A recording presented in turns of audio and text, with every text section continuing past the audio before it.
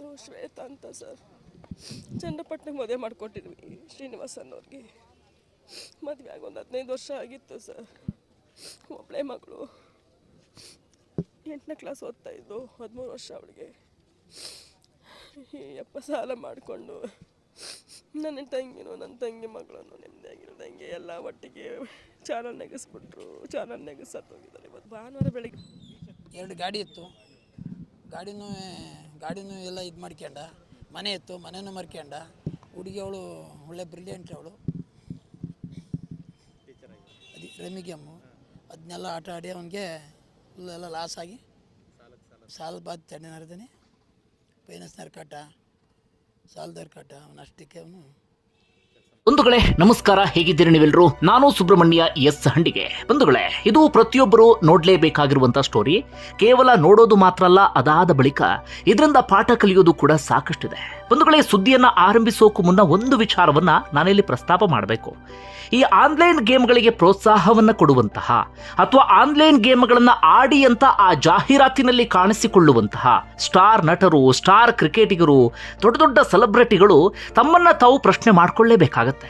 ಜನ ಕೊಟ್ಟಂತ ಅಪಾರ ಪ್ರೀತಿಗೆ ತಿರುಗಿಸಿ ನಾವು ಜನರಿಗೆ ಏನು ಕೊಟ್ವಿ ಅಂತ ತಮ್ಮನ್ನ ತಾವು ಪ್ರಶ್ನೆ ಮಾಡ್ಕೊಳ್ಬೇಕಾಗತ್ತೆ. ಇವರೇನೋ ಕೋಟಿ ಕೋಟಿ ಹಣ ಸಿಗುತ್ತೆ ಎನ್ನುವಂತ ಕಾರಣಕ್ಕಾಗಿ ಆನ್ಲೈನ್ ಗೇಮ್ಗಳ ಜಾಹೀರಾತಿನಲ್ಲಿ ಕಾಣಿಸ್ಕೊಂಡ್ರು. ಜನರನ್ನ ಆನ್ಲೈನ್ ಗೇಮ್ ಅನ್ನ ಆಡಿ ಅಂತ ಪ್ರೋತ್ಸಾಹಿಸುವಂತ ಕೆಲಸವನ್ನ ಮಾಡಿದ್ರು. ಆದ್ರೆ ಅದರಿಂದ ಅದೆಷ್ಟು ಕುಟುಂಬಗಳು ಇವತ್ತು ಸರ್ವನಾಶ ಆಗ್ತಿದೆ ಅಂದ್ರೆ ಅದನ್ನ ಹೇಳೋದಿಕ್ಕೆ ಸಾಧ್ಯ ಆಗ್ತಿಲ್ಲ. ಅದೆಷ್ಟೋ ಕುಟುಂಬಗಳು ಸಾಲದಲ್ಲಿ ಮುಳುಗಿ ಹೋಗ್ಬಿಟ್ಟಿದ್ದಾವೆ. ಪ್ರತಿದಿನ ಸಂಕಷ್ಟವನ್ನ ಅನುಭವಿಸ್ತಾನೆ ಇದ್ದಾರೆ. ಹೀಗಾಗಿ ಬಂಧುಗಳೇ, ಆರಂಭದಲ್ಲಿ ನಾನು ಹೇಳುವಂತ ಒಂದು ವಿಚಾರ ಏನಪ್ಪಾ ಅಂದ್ರೆ, ದಯವಿಟ್ಟು ಈ ಆನ್ಲೈನ್ ಗೇಮ್ಗಳ ಗೀಳಿಗೆ ಬೀಳ್ಬೇಡಿ. ಆನ್ಲೈನ್ ಗೇಮ್ಗಳ ಹುಚ್ಚಿದೆಯಲ್ಲ, ಯಾವುದೇ ಕಾರಣಕ್ಕೂ ಒಳ್ಳೆಯದಲ್ಲ. ಇವತ್ತು ಹಾಸನ ಭಾಗದ ಒಂದು ಕುಟುಂಬ ದುರಂತ ಅಂತ್ಯ ಕಂಡಂತ ಸ್ಟೋರಿಯನ್ನ ನಿಮ್ಮ ಮುಂದೆ ಇಡ್ತಾ ಹೋಗ್ತೀನಿ, ಕೇಳಿ. ಇದರಿಂದ ನಾವು ಪಾಠ ಕಲಿಯೋದು ಬಹಳನೇ ಇದೆ. ಆರಾಮಾಗಿ ಕಾಶಿ ಅಯೋಧ್ಯೆಗೆ ಹೋಗುವ ಆಸೆ ಇದೆಯಾ? 7 ಸ್ಯಾಂಡ್ಸ್ ಟೂರಿಸಂ ಕಂಪನಿ ಅದ್ಭುತ ಆಫರ್ ಒಂದನ್ನು ನೀಡ್ತಿದೆ. 29,700 ರೂಪಾಯಿಗೆ ಕಾಶಿ, ಸಾರನಾಥ್, ತ್ರಿವೇಣಿ ಸಂಗಮ, ಅಯೋಧ್ಯೆಯನ್ನ ಆರಾಮಾಗಿ ಸುತ್ತಾಡಬಹುದು. ಒಳ್ಳೆ 3 ಸ್ಟಾರ್ ಹೋಟೆಲ್ ನಲ್ಲಿ ಸೌತ್ ಇಂಡಿಯನ್ ಊಟ ಜೊತೆಗೆ ವಾಸ್ತವ್ಯ, ನೀಟಾಗಿ ದೇವರ ದರ್ಶನ, ಸೀನಿಯರ್ ಸಿಟಿಜನ್ಸ್ ಕಂತೂ ವಿಶೇಷವಾದ ಕಾಳಜಿ. ಹಾಗೆ ಮನೆಯಿಂದ ಕರ್ಕೊಂಡು ಹೋಗಿ ನೀಟಾಗಿ ಮನೆಗೆ ತಲುಪಿಸ್ತಾರೆ. ಇನ್ನೇನು ಬೇಕು ಹೇಳಿ? ಸೆಪ್ಟೆಂಬರ್ 24ಕ್ಕೆ ಹೊರಡೋಕೆ ರೆಡಿಯಾಗಿ. ಅಡ್ರೆಸ್, ಕಾಂಟ್ಯಾಕ್ಟ್ ಡೀಟೇಲ್ಸ್ ಕೆಳಗಿದೆ. ಬಂಧುಗಳೇ, ಮುದ್ದಾಗಿರುವಂಥ ಕುಟುಂಬ, ಯಾವುದಕ್ಕೂ ಕಡಿಮೆ ಇರಲಿಲ್ಲ. 2 ಸ್ವಂತ ಕಾರ್ ಇತ್ತು. ಚನ್ನರಾಯಪಟ್ಟಣ ಭಾಗದಲ್ಲಿ ಸ್ವಂತ ಮನೆ ಇತ್ತು.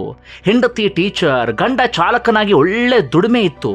ಮಗಳು 8ನೇ ಕ್ಲಾಸನ್ನು ಓದ್ತಾ ಇದ್ಲು. ಹೀಗಿರುವಾಗಲೇ ಮನೆಯ ಯಜಮಾನ ಈ ರಮ್ಮಿ ಗೇಮ್ ಆಟದ ಹುಚ್ಚು ಶುರುವಾಗಿ ಬಿಡುತ್ತೆ ಆತನಿಗೆ. ಆ ರಮ್ಮಿ ಗೇಮ್ನಿಂದ ಶುರುವಾಗಿ ಆನ್ಲೈನಲ್ಲಿ ಏನೇನು ಗೇಮ್ ಬರುತ್ತೆ ಎಲ್ಲವನ್ನೂ ಕೂಡ ಆಡೋದಕ್ಕೆ ಶುರು ಮಾಡ್ಕೊಳ್ತಾರೆ. ಎಲ್ಲ ಕಡೆಗಳಲ್ಲೂ ಕೂಡ ಕಂಡಲ್ಲಿ ಸಾಲ ಮಾಡ್ತಾ ಹೋಗ್ತಾರೆ. ಕೊನೆಗೆ ಸಾಲ ಮಾಡಿಕೊಂಡು ಪರಿಸ್ಥಿತಿ ಎಲ್ಲಿವರೆಗೆ ಬಂತು ಅಂದ್ರೆ, ಇವತ್ತು ಇಡೀ ಕುಟುಂಬವೇ ದುರಂತ ಅಂತ್ಯ ಕಂಡಿದೆ. ಅಪ್ಪ, ಅಮ್ಮ, ಮಗಳು ಎಲ್ಲರೂ ಕೂಡ ಇದೀಗ ಪ್ರಾಣವನ್ನ ಕಳ್ಕೊಳ್ಳುವ ಪರಿಸ್ಥಿತಿ ಎದುರಾಗಿ ಬಿಟ್ಟಿದೆ. ಬಂಧುಗಳೇ, ಈ ಸ್ಟೋರಿಯಲ್ಲಿ ಒಂದು ಕುಟುಂಬ ಸರ್ವನಾಶ ಆದಂಥ ಸಂಗತಿ ಇದೆ. ಹೆಣ್ಣು ಮಗಳೊಬ್ಬಳ ತ್ಯಾಗವೂ ಕೂಡ ಇದೆ. ಅದೇನು ಅಂತ ಹೇಳ್ತಾ ಹೋಗ್ತೀನಿ, ಕೇಳಿ. ಬಂಧುಗಳೇ, ಮನೆಯ ಯಜಮಾನ ಹೆಸರು ಶ್ರೀನಿವಾಸ್ ಅಂತ. 43ರಿಂದ 44 ವಯಸ್ಸಿನ ಆಸುಪಾಸು.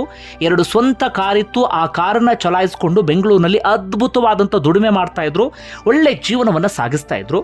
ಗಂಡನಿಗೆ ಪತ್ನಿ ಶ್ವೇತಾ ಕೂಡ ಸಾಥ್ ಕೊಟ್ಟಿದ್ರು. ಬಹಳ ಚುರುಕಾಗಿದ್ದಂಥ ಹೆಣ್ಣು ಮಗಳು ಟೀಚರ್ ಆಗಿ ಕೆಲಸವನ್ನ ಮಾಡ್ತಾ ಇದ್ರು. 35ರಿಂದ 36 ವಯಸ್ಸಿನ ಆಸುಪಾಸು. ಮಗಳು ನಾಗಶ್ರೀ ಅಂತ 12ರಿಂದ 13 ವಯಸ್ಸಿನ ಆಸುಪಾಸು. 8ನೇ ಕ್ಲಾಸ್ ಓದ್ತಿದ್ದಂಥ ವಿದ್ಯಾರ್ಥಿನಿ, ಬಹಳ ಚುರುಕಾಗಿದ್ದಂಥ ಹುಡುಗಿ. ಏನು ಕಡಿಮೆ ಅಂತೇಳಿ ಇವರಿಗೆ? ಯಾವುದಕ್ಕೂ ಕೂಡ ಕಡಿಮೆ ಇರಲಿಲ್ಲ. ಶ್ರೀನಿವಾಸ್ ಕಾರು ಚಾಲಕ, ಶ್ವೇತಾ ಟೀಚರ್, ಮಗಳು ಸ್ಕೂಲಿಗೆ ಹೋಗ್ತಾ ಇದ್ಲು. ಬೆಂಗಳೂರಿನಲ್ಲಿ ವಾಸ, ಕೈ ತುಂಬ ದುಡಿಮೆ. ನಾನಾಗಲೇ ಹೇಳಿದಾಗೆ 2 ಸ್ವಂತ ಕಾರು, ಸ್ವಂತ ಮನೆ, ಎಲ್ಲವೂ ಕೂಡ ಚೆನ್ನಾಗಿತ್ತು. ನಾವು ಯಾರಿಗೂ ಕಡಿಮೆ ಇಲ್ಲ ಎನ್ನುವ ರೀತಿಯಲ್ಲಿ ಬೆಂಗಳೂರಿನಲ್ಲಿ ಅದ್ಭುತವಾದಂಥ ಜೀವನವನ್ನು ಸಾಗಿಸ್ತಾ ಇದ್ರು. ಹೀಗಿರುವಾಗಲೇ ನಾವು ಅಂದ್ಕೊಂಡ ಹಾಗೆ ಬದುಕು ಸಾಗೋದಿಲ್ಲ ನೋಡಿ. ಒಂದಷ್ಟು ಏರಿಳಿತಗಳೆಲ್ಲವೂ ಕೂಡ ಆಗುತ್ತಲ್ಲ. ಶ್ರೀನಿವಾಸ್ ಬದುಕಿನಲ್ಲೂ ಕೂಡ ಅಂಥದ್ದೊಂದು ಆಗಿಬಿಡುತ್ತೆ. ಈ ಕರೋನಾ ಸಂದರ್ಭದಲ್ಲಿ ಅವರಿಗೆ ಹೇಳಿಕೊಳ್ಳುವಂಥ ಕೆಲಸ ಇರಲಿಲ್ಲ. ಆಗ ನಿಮ್ಗೆಲ್ರಿಗೂ ಕೂಡ ಗೊತ್ತು, ಎಲ್ಲರೂ ಕೂಡ ತೀರಾ ಸಂಕಟದಲ್ಲಿದ್ದರು. ಶ್ರೀನಿವಾಸ ಪರಿಸ್ಥಿತಿ ಕೂಡ ಹಾಗೆ ಆಗಿಬಿಟ್ಟಿತ್ತು. ಹೀಗಾಗಿ ಸದಾಕಾಲ ಫೋನ್ನಲ್ಲಿ ಮುಳುಗಿರ್ತಾ ಇದ್ರಂತೆ. ತುಂಬ ಜನ ಆ ಸಮಯದಲ್ಲಿ ಟೈಮ್ ಪಾಸ್ ಮಾಡೋದಕ್ಕೆ ಫೋನ್ನಲ್ಲೇ ಮುಳುಗಿರ್ತಾ ಇದ್ರು. ಆಗ ಈ ರಮ್ಮಿಗೆ ಸಂಬಂಧಪಟ್ಟ ಹಾಗೆ ಯಾವುದೋ ಒಂದು ಆಡನ್ನು ಗಮನಿಸಿದ್ದಾರೆ. ಕುತೂಹಲಕ್ಕೆ ಅಂತ ರಮ್ಮಿಯನ್ನು ಆಡೋದಕ್ಕೆ ಶುರು ಮಾಡ್ಕೊಂಡಿದ್ದಾರೆ. ಆಡ್ತಾ ಆಡ್ತಾ ರಮ್ಮಿ ಗೀಳು ಶುರುವಾಗಿಬಿಟ್ಟಿದೆ, ರಮ್ಮಿಯ ಹುಚ್ಚು ಕೂಡ ಶುರುವಾಗಿಬಿಟ್ಟಿದೆ. ಅದು ಎಲ್ಲಿವರೆಗೆ ಹೋಯಿತು ಅಂದರೆ ರಮ್ಮಿ ಸೇರಿದಂತೆ ಆನ್ಲೈನಲ್ಲಿ ಯಾವ್ಯಾವ ಗೇಮ್ ಇದೆ ಎಲ್ಲವನ್ನೂ ಕೂಡ ಆಡೋದಕ್ಕೆ ಶುರು ಮಾಡ್ಕೊಂಡಿದ್ದಾರೆ. ಆರಂಭದಲ್ಲಿ ಸ್ವಲ್ಪ ದುಡ್ಡು ಬರ್ತಾ ಇತ್ತು, ಅದಾದ ಬಳಿಕ ದುಡ್ಡು ಹೋಗ್ತಾ ಇತ್ತು, ಇಂಥದ್ದೆಲ್ಲವೂ ಕೂಡ ಆಗ್ತಾ ಇತ್ತು. ಬರ್ತಾ ಬರ್ತಾ ಬರ್ತಾ ಎಲ್ಲಿವರೆಗೆ ಬಂದು ಬಿಡ್ತು ಅಂದರೆ ನಿಧಾನಕ್ಕೆ ಸಾಲ ಮಾಡ್ಕೊಳ್ಳೋಕೆ ಶುರು ಮಾಡಿಕೊಂಡ್ರು. ಶ್ರೀನಿವಾಸ್ ಒಳ್ಳೆ ದುಡಿಮೆ ಇದ್ದ ಕಾರಣಕ್ಕಾಗಿ ಮುಂಚೆ, ಜೊತೆಗೆ ಒಳ್ಳೆ ಹೆಸರಿದ್ದಂಥ ಕಾರಣಕ್ಕಾಗಿ ಸ್ನೇಹಿತರು ಕೂಡ ಕೇಳಿದಾಗೆಲ್ಲ ಸಾಲ ಕೊಡೋದಕ್ಕೆ ಶುರು ಮಾಡಿಕೊಂಡ್ರು. ಕಾರೋನಾ ಏನೋ ಕಷ್ಟದಲ್ಲಿದ್ದಾನೆ, ಸ್ವಲ್ಪ ದಿನ ಆದ್ಮೇಲೆ ತೀರಿಸಬಹುದು ಅಂತ. ಆದರೆ ಯಾರಿಗೂ ಕೂಡ ಗೊತ್ತಿಲ್ಲ ಈ ಮನುಷ್ಯ ಆ ಸಾಲ ತೆಗೆದುಕೊಂಡು ಆನ್ಲೈನ್ ಗೇಮಿನ ಹುಚ್ಚಿಗೆ ಬಿದ್ದುಬಿಟ್ಟಿದ್ದಾರೆ ಅಂತ. ನಿಧಾನಕ್ಕೆ ಸಾಲ ಬೆಳೀತಾ ಬೆಳೀತಾ ಬೆಳೀತಾ ಹೋಯಿತು. ಹನುಮಂತನ ಬಾಲದಂತೆ ಸಾಲ ನಿಲ್ತಾನೆ ಇಲ್ಲ, ಬೆಳಿತಾನೆ ಹೋಗೋದಕ್ಕೆ ಶುರುವಾಗಿ ಬಿಡ್ತು. ಕೊನೆಗೆ ಶ್ರೀನಿವಾಸ ಪರಿಸ್ಥಿತಿ ಎಲ್ಲಿವರೆಗೆ ಬಂದುಬಿಡ್ತು ಅಂದರೆ ಬೆಂಗಳೂರಿನ ಬದುಕನ್ನು ಸಾಗಿಸಲಾಗದೆ ಬೆಂಗಳೂರನ್ನು ಬಿಟ್ಟು ಸೀದಾ ಅವರ ಊರಾಗಿರುವಂಥ ಚನ್ನರಾಯಪಟ್ಟಣದ ಕಡೆಗೆ ಬರುವಂಥ ಪರಿಸ್ಥಿತಿ ಎದುರಾಗಿ ಬಿಡ್ತು. ಅವರು ಮೂಲತಃ ಚನ್ನರಾಯಪಟ್ಟಣದ ಒಂದು ಊರಿನವರು. ಅಲ್ಲಿಗೆ ಬರುವಂಥ ಪರಿಸ್ಥಿತಿ ಎದುರಾಯಿತು. ಅದಾದ ಬಳಿಕ ಅವರ ಪತ್ನಿ ಶ್ವೇತಾ ಇದ್ರಲ್ಲ, ಗಂಡನಿಗೆ ಬುದ್ಧಿ ಮಾತನ್ನು ಹೇಳಿದ್ದಾರೆ. ಆದರೆ ಗಂಡನ ಈ ವಿಚಾರವನ್ನು ಯಾರ ಮುಂದೆಯೂ ಕೂಡ ಪ್ರಸ್ತಾಪ ಮಾಡೋದಿಲ್ಲ, ಸಂಬಂಧಿಕರ ಹತ್ರ ಹೇಳ್ಕೊಳ್ಳೋದಿಲ್ಲ, ಎಲ್ಲೂ ಕೂಡ ಹೇಳ್ಕೊಳ್ಳೋದಿಲ್ಲ. ಅದರ ಬದಲಾಗಿ ಶ್ವೇತಾ ಟೀಚರ್ ಆಗಿದ್ರಲ್ಲ, ಅವರು ಟೀಚರ್ ಆಗಿ ಚನ್ನರಾಯಪಟ್ಟಣದಲ್ಲೂ ಕೂಡ ಕೆಲಸವನ್ನು ಮುಂದುವರಿಸ್ತಾರೆ. ಕುಟುಂಬ ನಿರ್ವಹಣೆ ಮಾಡೋದಕ್ಕೆ ಶುರು ಮಾಡ್ಕೊಳ್ತಾರೆ. ಅಷ್ಟು ಮಾತ್ರ ಅಲ್ಲ, ಕಷ್ಟ ಆದರೂ ಕೂಡ ಗಂಡನ ಸಾಲವನ್ನು ತೀರಿಸೋದಕ್ಕೆ ಅವರು ಕೂಡ ಪ್ರಯತ್ನ ಪಡ್ತಾ ಹೋಗ್ತಾರೆ. ಆದರೆ ಏನು ಮಾಡೋದು, ಶ್ರೀನಿವಾಸ್ಗೆ ಮಾತ್ರ ಈ ಆನ್ಲೈನ್ ಗೇಮಿನ ಹುಚ್ಚಿಂದ ಹೊರಗಡೆ ಬರೋದಕ್ಕೆ ಸಾಧ್ಯ ಆಗಲೇ ಇಲ್ಲ. ಎಷ್ಟರ ಮಟ್ಟಿಗೆ ಅದರಲ್ಲಿ ಮುಳುಗಿದ್ರು ಅಂದರೆ ಆ ಚಕ್ರ ವ್ಯೂಹದ ಒಳಗಡೆ ಸಿಕ್ಕಾಕೊಂಡು ಹಾಗೆ ಹೊರಗಡೆ ಬರೋದಕ್ಕೆ ಸಾಧ್ಯವೇ ಆಗದಂಥ ಪರಿಸ್ಥಿತಿ ಶ್ರೀನಿವಾಸ್ಗೆ ಎದುರಾಗಿ ಬಿಟ್ಟಿತ್ತು. ಇನ್ನೊಂದು ಕಡೆಯಿಂದ ಪತ್ನಿ ಶ್ವೇತಾ ಕುಟುಂಬ ನಿರ್ವಹಣೆಯನ್ನ ಮಾಡೋದ್ರಲ್ಲಿ ಸುಸ್ತಾಗಿ ಹೋಗಿಬಿಟ್ಟಿದ್ರು. ಪರಿಸ್ಥಿತಿ ಎಲ್ಲಿವರೆಗೆ ಬಂದು ಬಿಡ್ತು ಅಂದರೆ ಸಾಲ ವಿಪರೀತ ಎನ್ನುವ ಹಂತಕ್ಕೆ ಹೋಗಿಬಿಡ್ತು. ಸಾಲ ಕೊಟ್ಟಂತವ್ರು ಸಾಲ ವಾಪಸ್ ಕೊಡಿ ಅಂತ ಪೀಡಿಸೋದಕ್ಕೆ ಶುರು ಮಾಡಿಕೊಂಡ್ರು. ಆದರೆ ಏನು ಮಾಡೋದು, ಸಾಲ ವಾಪಸ್ಸನ್ನು ತೀರಿಸೋದಕ್ಕೆ ಇವ್ರ ಹತ್ರ ಹೇಳ್ಕೊಳ್ಳುವಂಥ ಯಾವುದೇ ಆದಾಯವೂ ಕೂಡ ಇರಲಿಲ್ಲ. ಕೊನೆಗೆ ಗಂಡ ಹೆಂಡತಿ ಮಗಳು ಒಂದು ನಿರ್ಧಾರಕ್ಕೆ ಬಂದು ಬಿಡ್ತಾರೆ. ಅದೇನಪ್ಪ ಅಂದರೆ ನಮ್ಮ ಪ್ರಾಣವನ್ನು ನಾವೇ ಕಳ್ಕೊಳ್ಬೇಕು ಅಂತ. ನಾನು ಆ ಕಾರಣಕ್ಕಾಗಿ ಹೇಳಿದ್ದ ಆರಂಭದಲ್ಲಿ ಹೆಣ್ಣು ಮಗಳೊಬ್ಬಳ ತ್ಯಾಗ ಅಂತ. ಪಾಪ ಶ್ರೀನಿವಾಸ್ ಪತ್ನಿ ಇಡೀ ಕುಟುಂಬ ನಿರ್ವಹಣೆಗೆ ಒದ್ದಾಡ್ತಾರೆ. ಅದಾದ ಬಳಿಕ ಗಂಡ ಒಂದು ನಿರ್ಧಾರ ತೆಗೆದುಕೊಳ್ತಾರಲ್ಲ, ಇನ್ನು ನಮ್ಮ ಬದುಕು ಸಾಗಿಸೋದಕ್ಕೆ ಕಷ್ಟ ಆಗುತ್ತೆ, ನಮ್ಮ ಎಲ್ಲರ ಎದುರುಗಡೆ ತಲೆ ಎತ್ಕೊಂಡು ಓಡಾಡೋದಕ್ಕಾಗೋದಿಲ್ಲ, ನಮ್ಮ ಕುಟುಂಬ ಮುಂದೆ ಜೀವನ ಸಾಗಿಸೋದು ಬಹಳ ಕಷ್ಟ ಇದೆ, ಪ್ರಾಣ ಕಳ್ಕೊಳ್ಳೋಣ ಅಂತ. ಆ ಸಂದರ್ಭದಲ್ಲೂ ಕೂಡ ಗಂಡನಿಗೆ ಪತ್ನಿ ಸಾಥ್ ಕೊಡ್ತಾರೆ. ಅಪ್ಪ ಅಮ್ಮನನ್ನ ಮಗಳು ಕೂಡ ಹಿಂಬಾಲಿಸಿ ಬಿಡ್ತಾರೆ. ಆ ಶ್ರೀನಿವಾಸ್ಗೆ ಅದು ಹೇಗೆ ಮನಸ್ಸು ಬಂತು ಏನೋ ಗೊತ್ತಿಲ್ಲ. ತನ್ನ ಜೊತೆಗೆ ಪತ್ನಿ ಹಾಗೂ ಮಗಳು ಕೂಡ ಪ್ರಾಣ ಕಳ್ಕೊಳ್ಳಿ ಅಂತ ಹೇಳೋದಕ್ಕೆ ಅದು ಯಾವ ರೀತಿಯಾಗಿ ಮನಸ್ಸು ಬಂತು ನನಗೆ ಈ ಕ್ಷಣಕ್ಕೂ ಕೂಡ ಅರ್ಥ ಆಗ್ತಿಲ್ಲ. ಹೆಚ್ಚು ಕಡಿಮೆ ಒಂದು 2-3 ದಿನಗಳ ಹಿಂದೆ ನಾಪತ್ತೆಯಾಗಿದ್ದರು. ಯಾರ ಸಂಪರ್ಕಕ್ಕೂ ಕೂಡ ಸಿಕ್ಕಿರಲಿಲ್ಲ. ಚನ್ನರಾಯಪಟ್ಟಣ ಟೌನ್ ಪೊಲೀಸ್ ಠಾಣೆಯಲ್ಲಿ ಮಿಸ್ಸಿಂಗ್ ದೂರು ಕೂಡ ದಾಖಲಾಗುತ್ತೆ. ಅದಾದ ಬಳಿಕ ಮಾರನೇ ದಿನ ಅಂದರೆ 14ನೇ ತಾರೀಕು ರಾತ್ರಿ 7:30 ಸುಮಾರಿಗೆ ಈ ಚನ್ನರಾಯಪಟ್ಟಣದ ನುಗ್ಗೇಹಳ್ಳಿ ಇದೆ ನೋಡಿ, ಆ ಭಾಗದವ್ರಿಗೆ ಗೊತ್ತಿರುತ್ತೆ. ಆ ನುಗ್ಗೇಹಳ್ಳಿ ಪೊಲೀಸ್ ಠಾಣಾ ವ್ಯಾಪ್ತಿಯ ಈ ಮುದ್ಲಾಪುರ ಹೇಮಾವತಿ ನಾಲೆ ಇದೆಯಲ್ಲ, ಅಲ್ಲಿ ಇಬ್ಬರ ದೇಹ ಪತ್ತೆ ಆಗುತ್ತೆ. ಶ್ರೀನಿವಾಸ್ ಹಾಗೆ ಅವರ ಪತ್ನಿ ಆಗಿರುವಂತಹ ಶ್ವೇತಾ ದೇಹ ಪತ್ತೆ ಆಗುತ್ತೆ.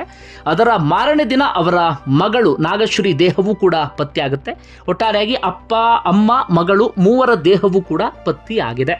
ಆರಂಭದಲ್ಲಿ ಯಾರಿಗೂ ಕೂಡ ಕಾರಣ ಏನು ಎತ್ತ ಅಂತ ಗೊತ್ತಿರಲಿಲ್ಲ. ಆದರೆ ಅವರ ಕುಟುಂಬಸ್ಥರು ಎಲ್ಲರ ಸಂಪರ್ಕಕ್ಕೆ ಸಿಕ್ಕಿದ ಮೇಲೆ ಅಥವಾ ಕುಟುಂಬಸ್ಥರು ಮುಂದೆ ಬಂದ ಮೇಲೆ ಯಾವ ವಿಚಾರ ಏನು ಕತೆ ಎಲ್ಲವೂ ಕೂಡ ಹೊರಗಡೆ ಬಂದುಬಿಡುತ್ತೆ. ಈ ರೀತಿಯಾಗಿ ರಮ್ಮಿ ಹುಚ್ಚು ಅಥವಾ ಆನ್ಲೈನ್ ಗೇಮಿನ ಹುಚ್ಚು ಒಂದು ಕುಟುಂಬವನ್ನು ಸಂಪೂರ್ಣವಾಗಿ ಸರ್ವನಾಶವೇ ಮಾಡಿಬಿಟ್ಟಿದೆ.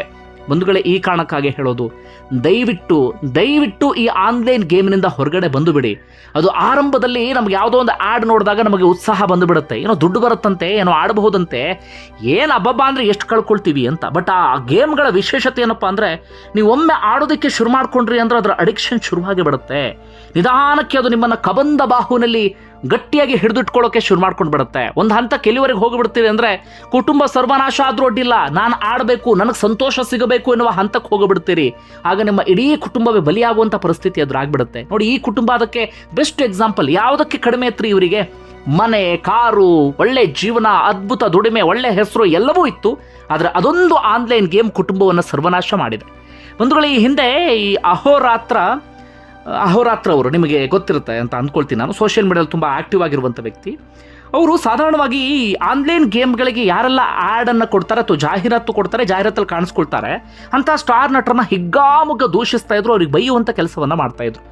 ಆಗ ನಮ್ಮಲ್ಲಿ ತುಂಬ ಜನ ನಾವೇನು ಮಾಡ್ತಾಯಿದ್ವಿ, ನಮ್ಮ ಇಷ್ಟದ ಸ್ಟಾರ್ ನಟರನ್ನ ಸಮರ್ಥನೆ ಮಾಡ್ಕೊಳ್ತಾ ಇದ್ವಿ. ಇವರೇ ಅಹೋರಾತ್ರನೇ ಸರಿ ಇಲ್ಲ, ಸ್ಟಾರ್ ನಟರನ್ನ ನಾವು ಬೆಂಬಲಿಸಬೇಕು ಅಂತ. ಆದರೆ ಅಹೋರಾತ್ರ ಮಾತಿನ ಅರ್ಥ ಏನು ಅನ್ನೋದು ಈಗ ಬಹಳ ಸ್ಪಷ್ಟವಾಗಿ ಗೊತ್ತಾಗ್ತಾ ಇದೆ. ನಿಮ್ಗೆ ಏನಿಸ್ತದೆ ಕಮೆಂಟ್ ಬಾಕ್ಸಲ್ಲಿ ಮೆನ್ಷನ್ ಮಾಡಿ. ಧನ್ಯವಾದ ವಿಡಿಯೋ ನೋಡಿದ್ದಕ್ಕಾಗಿ.